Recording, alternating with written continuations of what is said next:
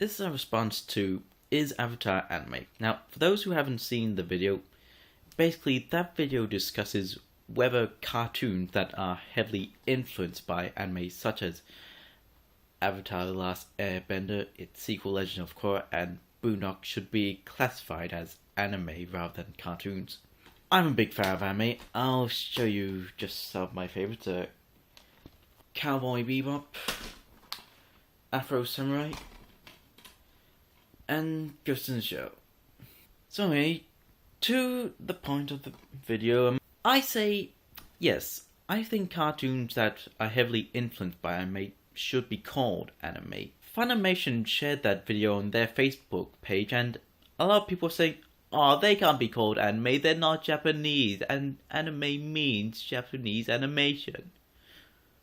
Well, okay, so that's what it really means, but should that be the strict definition, or should the definition be expanded upon? Now, before we go saying, you can't change the definition of world, well, au contraire.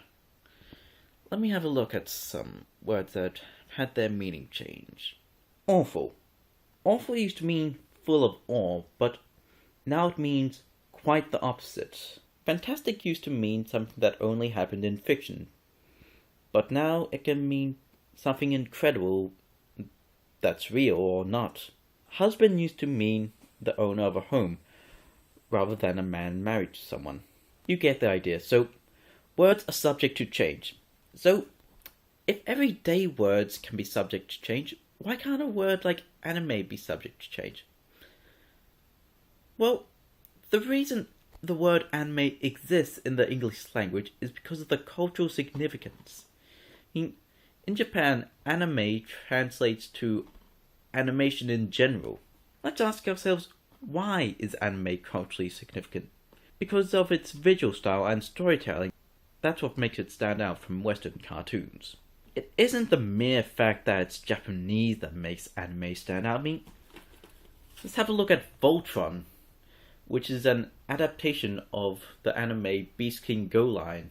World Event Productions edited out any signs that the show was actually Japanese to make the show appeal more to American kids. But yet, it still stood out. Even without all the Japanese cultural references, even with its lack of proper translation, it had more in-depth storytelling and also quite a unique visual style. Why? Well, because at the time, Toei Animation had a more Western style of drawing in many of its anime, unless it was adapted from a manga, which is why many cartoon companies sourced them out for animation during the 80s. But let's take a look at another anime adaptation of the 80s, Robotech. More people call that an anime rather than a cartoon. One of the main visual distinctions is the fact that the characters are drawn in a more typical anime style. So visual style is what makes the difference between calling something a cartoon or an anime for anime adaptation.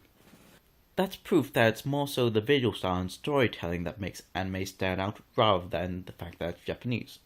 So, in conclusion, I think the definition of anime should be broadened.